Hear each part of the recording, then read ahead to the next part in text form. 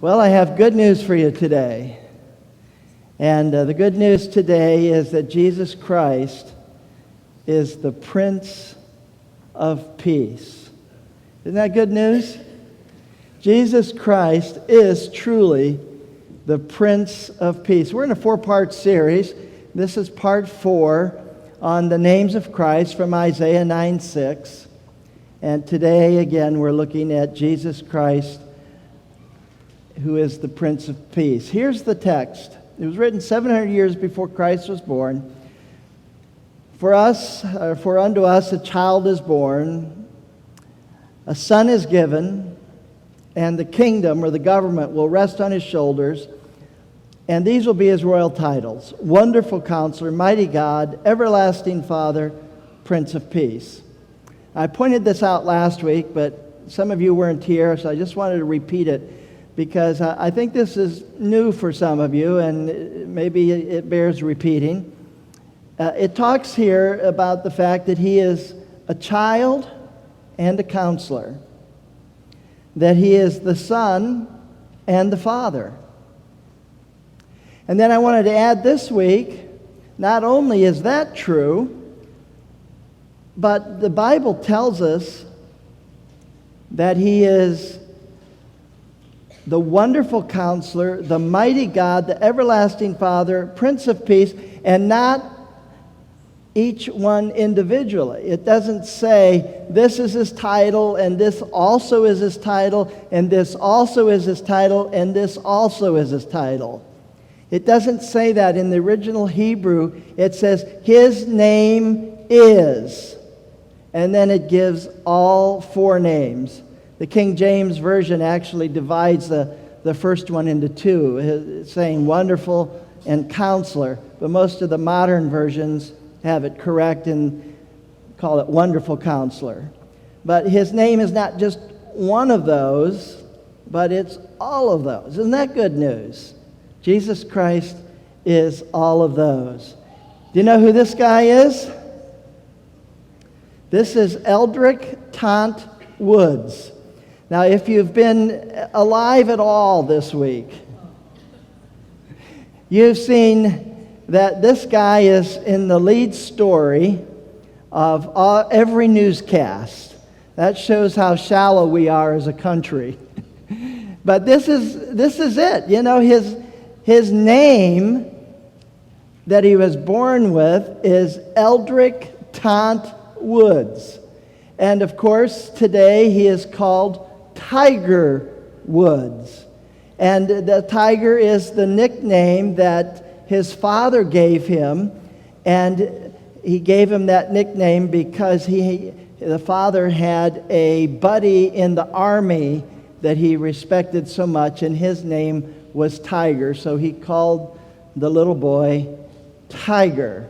So Tiger Woods, we hear about, his indiscretions and the accident with the Escalade. What is his name? Well, you see, his name is not really Tiger. It's Eldrick Tant. But he's known as Tiger. When I was a child, I was born Kenneth. That's on my birth certificate. And by the way, I do have a birth certificate for this country. It says Kenneth. Kenneth.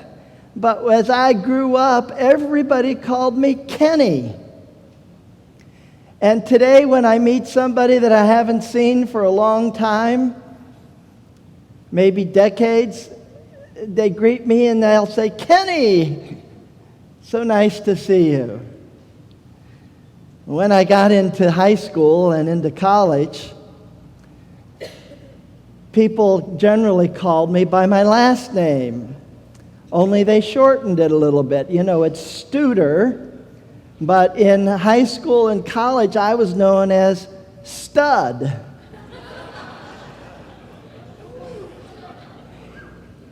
And I didn't want to change that because I kind of liked it. It wasn't anywhere near the truth, but I liked it, so I kept that nickname. And then there were still those who called me Kenny. And I had a girlfriend in college This was before I met Barbara. And my girlfriend that I really liked a lot said, you know, Kenny's not really an appropriate name for someone your age. You really should be called Ken. So in pleasing her and taking her advice, I became Ken. But what I'd like to share with you here is that, you know, we all have nicknames. We all have names that, to some extent, even describe who we are. And that's certainly true in Bible times. And so when it talks about the baby in Isaiah 9:6 that's going to be born, this baby is going to be born, and he has this royal title, and this royal title is, and then all four names are given. Wonderful Counselor. He's the Mighty God.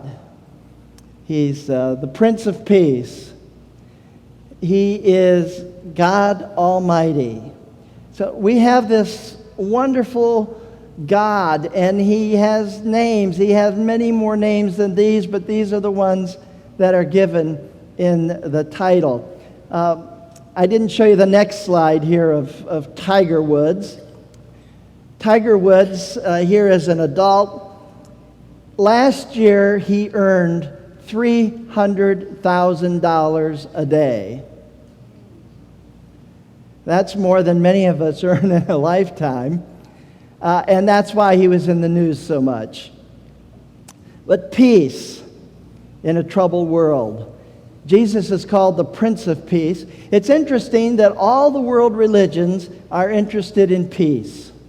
And in fact, if you look in the Quran, you find that Muhammad taught peace comes through surrendering to Allah.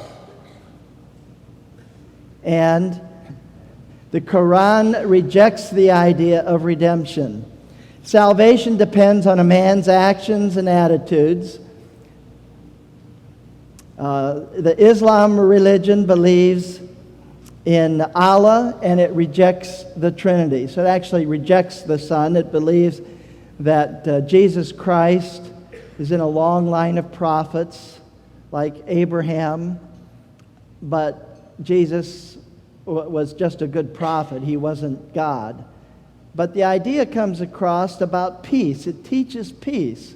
And then the question is Islam a peaceful religion or not? And it really depends on who you talk to. If you talk to some people, they will argue, yes, it's a very peaceful religion. In fact, Islam is, even the name itself is somewhat of a derivative of meaning peace. And other people say, no, it talks about jihad and fighting and killing and murdering, and it's not a peaceful religion. This is what our president said. Mainstream Muslims who seek peace were drowned out a long time ago by radical clerics who support jihad. The time has come for reasonable, peace-loving Muslims to step forward. Well, the point in all this is that in the Muslim faith, the Islamic religion, there is this teaching of surrendering to Allah to achieve peace. So it's your actions and your attitudes that bring you peace. Then you have another world religion, Hinduism.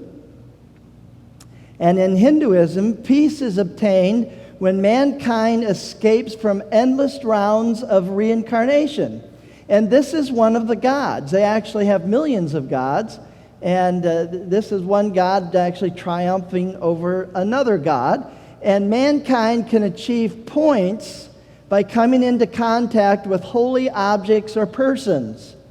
And this is why in the Hindu faith, the Ganges River is considered holy. And so people go there to bathe in the river even though it's full of pollution, because it's holy, and that they will gain points because they have been in contact with a holy place.